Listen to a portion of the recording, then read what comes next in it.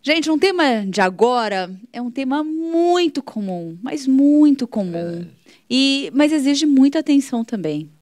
Ansiedade pós-pandemia, né? Em tempos do novo normal e retomada, muita gente está tendo dificuldade de lidar com a volta das rotinas diárias de trabalho, estudo e tantas outras Pois é, com atividades. isso, a ansiedade tem tomado conta de algumas pessoas. Mas quem vai falar ao vivo no Notícias do Bem sobre esse assunto é o psicólogo, especialista em neuropsicologia, Dr. Tobias Souza Oliveira. Dr. Tobias, seja muito bem-vindo ao nosso Notícias do Bem. É um prazer receber o senhor aqui para falar desse tema que está, sim, mexendo com muita gente, né? Tem muita gente preocupada com essa volta e isso acaba gerando ansiedade, né? Primeiramente, muito obrigado pelo convite. Agradeço de estar aqui compartilhando um pouco de conhecimento com vocês. Boa tarde para todos. Sim, esse é um tema muito da atualidade. Já era antes da pandemia, né? Porque o Brasil ele bate o ranking de pessoas com transtornos de ansiedade no mundo. O Brasil está em primeiro lugar e com a pandemia isso veio a piorar um pouquinho. É, e doutora, assim, é uma questão que, por mais que a gente saiba, né, da gravidade, sabemos o quanto isso é difícil, assim, né? Como que nós podemos começar falando um pouquinho sobre essa ansiedade, né? Os principais sintomas ali, os alertas que a gente deve ter referente à ansiedade. Quais são os primeiros sinais? Olha, primeiro é importante a gente entender o que é uma ansiedade comum e o que é uma ansiedade patológica. A ansiedade, ela está presente em vários momentos da nossa vida, né? Quando você, por exemplo, está esperando uma tia que você não vê há anos chegar na sua casa e aí você tem aquela palpitação, aquela respiração ofegante, e você fica ali inquieta, né? Então você já está tendo sintomas de ansiedade. Mas é uma ansiedade comum, né? Que precede aí alguns eventos da nossa vida. Agora, Uhum. quando esses sintomas se repetem, né? Frequentemente estão acontecendo aí no seu dia a dia, e aí nas semanas, nos meses, aí você está desenvolvendo uma ansiedade aí patológica e precisa de atenção e cuidado. Uhum. E aí você tem alguns gatilhos que podem disparar isso, como, por exemplo, essa volta, à rotina ou ao novo normal. A gente ficou muito tempo em casa, né? Então tem uma preocupação ainda com relação a essa volta, não é isso? Sim, e aí o que acontece? Nesse fenômeno da ansiedade, no nosso cérebro nós temos circuitos de neurônios que são ativados aí quando a gente está ansioso, né? E aí isso vai produzir substâncias químicas no nosso cérebro, como adrenalina, que vão chegar ao nosso tronco cerebral onde nós temos centros reguladores de batimentos cardíacos, de respiração, e aí por isso que nós temos os sintomas físicos. Então, nós vamos ter um quadro aí de ansiedade. E claro que a pandemia, ela veio fortalecer, né, esses sintomas aí, ela veio aumentar esses sintomas. Então, nós temos aí pessoas que desenvolveram quadros de transtorno de ansiedade durante a pandemia, e pessoas também que já eram ansiosas, né, essa ansiedade patológica, que o quadro piorou durante a pandemia. Por quê? Porque foi uma situação nova para todos, né? Uma situação que ninguém esperava. A gente vivia num ritmo de vida acelerado, né? A gente trabalhava, estudava, uma vida social fora de casa, e de repente as pessoas se viram enclausuradas dentro de casa e tendo que lidar com questões que às vezes antes da pandemia não lidavam, como, por exemplo, relações familiares, algumas questões mesmo individuais, né, das pessoas, como projetos, sonhos, que aí teve que repensar tudo isso aí. Então, foi um período atípico mesmo, que as pessoas se viram numa situação inesperada e que aí como a situação inesperada já produz mesmo ansiedade nas pessoas, né?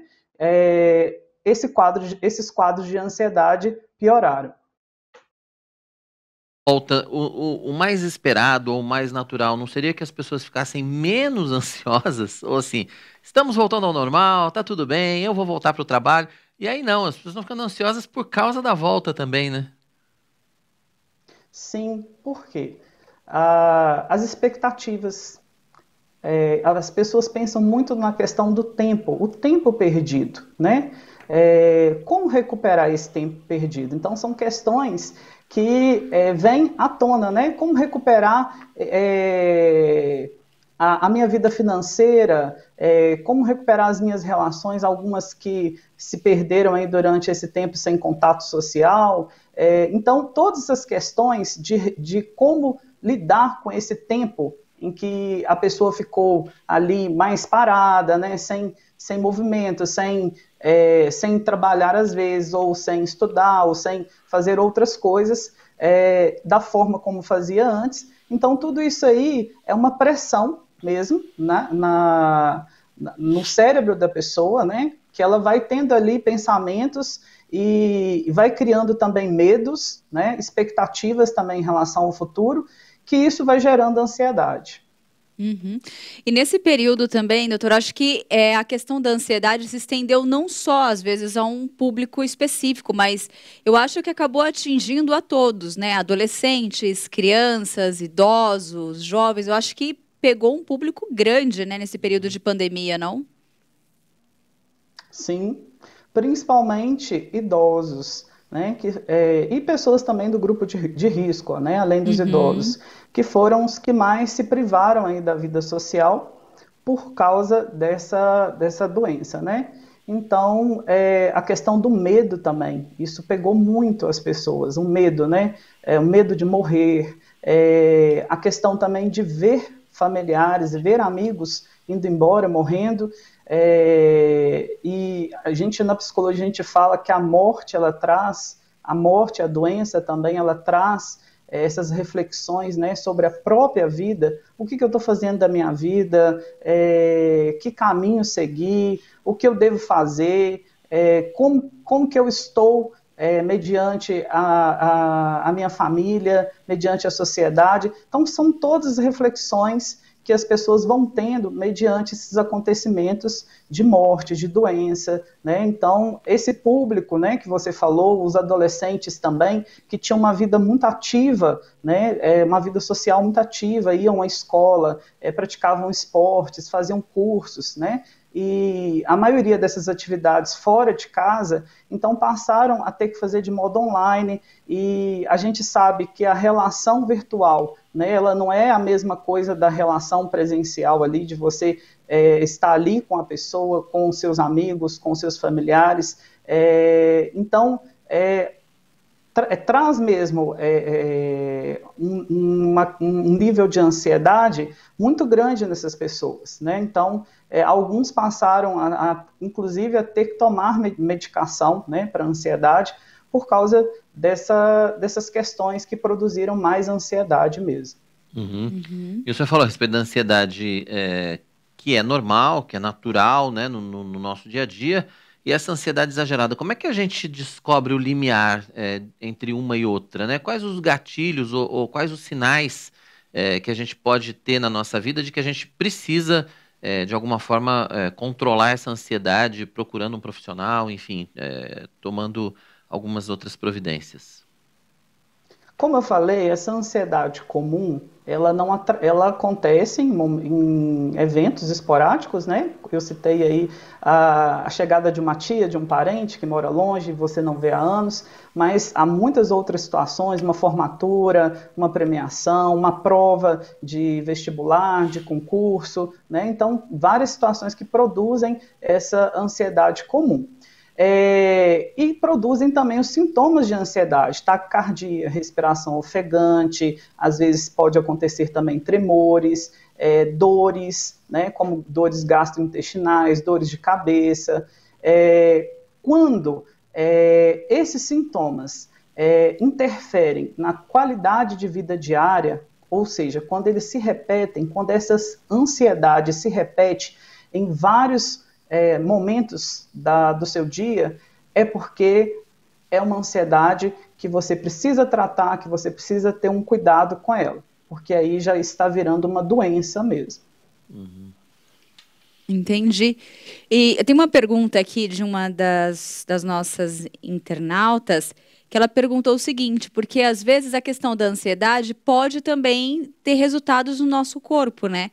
E aí ela pergunta se a ansiedade pode causar isso mesmo, se efeitos no corpo, como hematomas ou alguns outros sinais no nosso corpo podem ser resultados também dessa ansiedade. Pode ter alguma relação? Sim, a gente sabe que o nosso corpo responde ao funcionamento da nossa mente, né? A nossa mente controla o nosso corpo, o nosso cérebro controla o corpo. E aí nós temos as doenças psicossomáticas, que é quando o corpo ele começa a reagir, né, a forma como nós lidamos com as nossas emoções. Então, nós temos inúmeras doenças aí que podem ter origem, né, na questão emocional, inclusive manchas na pele, machucados, sim, né? Tem gente que dá afta nervosa, por exemplo, né? Então, sim, a gente pode ter, sim, machucados. E, como eu citei também, dores gastrointestinais, tem gente que o intestino também funciona de acordo ali com o emocional da pessoa. Então, o nosso corpo, sim, ele pode somatizar Ele responde, aquilo né? que... respondendo, né, aquilo que está acontecendo aqui na nossa mente, no nosso cérebro, né? Eu gostaria, de forma prática, assim, se possível, você pudesse dar algumas dicas, né? Quais dicas de cuidados que nós poderíamos ter no nosso dia a dia, para quem está começando a ter alguns sinais de ansiedade ali, Evitar, né? para evitar isso, para ter esse cuidado. Sim. Olha, a primeira dica é você fazer atividade física, que é uma coisa que as pessoas não fazem, e a atividade física ela tem inúmeros efeitos, inclusive nós temos substâncias que são liberadas que provocam relaxamento, né, enquanto você está fazendo atividade física. Você também ter práticas de reflexão, meditação, né? A gente vive uma vida muito corrida e muitas vezes a gente não tira um tempo para refletir sobre o nosso dia a dia, sobre as nossas relações, sobre os caminhos que nós estamos tomando na nossa vida, se a gente está indo em direção aos nossos objetivos, aos nossos sonhos, aos nossos projetos de vida, né? Então, a gente vai deixando a vida nos levar, né? Como diz a música. E não é por aí. A gente precisa ter mais essas práticas de reflexão. E também cuidar da alimentação, né? Porque a alimentação também tem influência sobre a forma como nós nos percebemos, a forma como nós sentimos. E ela também é reflexo disso, né? Tem gente que come muito acelerado, né? Não mastiga direito, né? E uma nutricionista pode falar isso melhor do que eu. Isso já é reflexo ali, às vezes, da ansiedade da pessoa, né, já é resposta, né, a essa ansiedade. E, claro, quando ver que está precisando de ajuda, que não está conseguindo lidar com a ansiedade, procure um terapeuta, procure um psicólogo, porque falar alivia. E eu acho que esse tem sido um grande problema da humanidade, não falar. A gente tem vivido relações muito superficiais, muito relações de máquina, de celular, computador e menos essa relação presencial, né, como eu falei antes. A gente tem vivido muitas expectativas também das outras pessoas sobre nós, estamos esquecendo das nossas próprias expectativas, e a gente também tem vivido muito menos o hoje, o presente. Nós temos vivido mais as projeções que fazemos para o futuro, né? Então, se a gente pensar o funcionamento da mente de um ansioso, a ansiedade é justamente essa preocupação excessiva com algo que ainda está para acontecer ou que nem pode acontecer, né? Que às vezes nem vai acontecer e a pessoa está preocupada. Essa semana uma pessoa me falou uma coisa muito interessante, que nós devemos viver mais o verão, o sol de hoje, e deixar o inverno para quando chegar o inverno, né?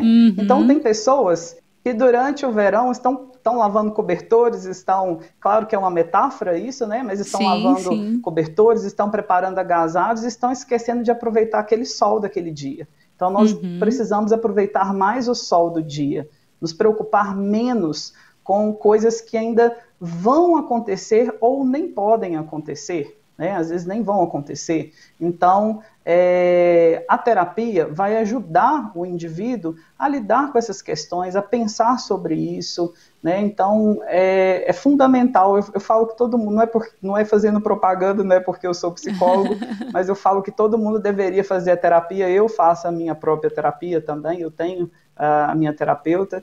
E, claro, em situações onde o transtorno de ansiedade está atingindo aí um nível mais grave, claro que vai ser recomendado também ir ao psiquiatra, tomar uma medicação que ajude a dormir melhor, a se alimentar melhor, porque são sintomas também. O ansioso, o cérebro dele está tão ligado por esses circuitos que eu falei no início, né, que essa ativação desses circuitos, que ele não consegue, o cérebro da pessoa não consegue relaxar, do ansioso, ele não consegue relaxar, não consegue descansar, e aí tem insônia, não dorme à noite, e às vezes vai precisar de uma medicação. Então, as pessoas têm até muitas dúvidas sobre isso, né? Quando ir ao psiquiatra, quando ir ao psicólogo, né? Então, quando você está tendo aí sintomas que estão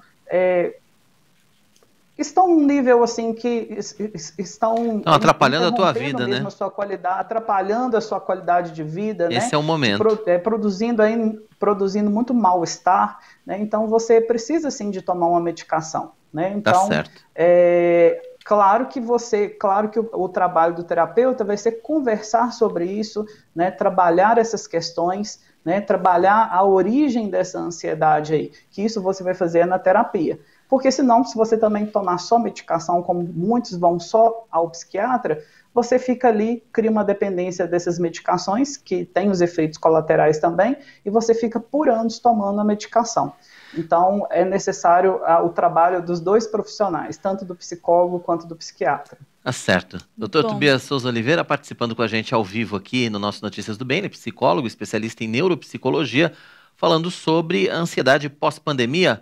Dr. Tobias, obrigado pela sua participação, foi um prazer recebê-lo. Deixa o seu contato aí, quem quiser conhecer mais a respeito do seu trabalho, como é que pode fazer? Eu que agradeço, né, a oportunidade de estar participando com vocês. O meu Instagram é Tobias Noé Psicólogo, @Tobias Noé Psicólogo. Tem o Facebook também, Tobias Noé Viana de Souza Oliveira, e tem uma página no Facebook também chamada Cognição e Vida, onde vocês também vão encontrar alguns materiais, inclusive sobre ansiedade lá. Bacana. Muito obrigado mais uma vez, então, Dr. Tobias, participando com a gente aqui no nosso Notícias do Bem. Volte sempre. Obrigado.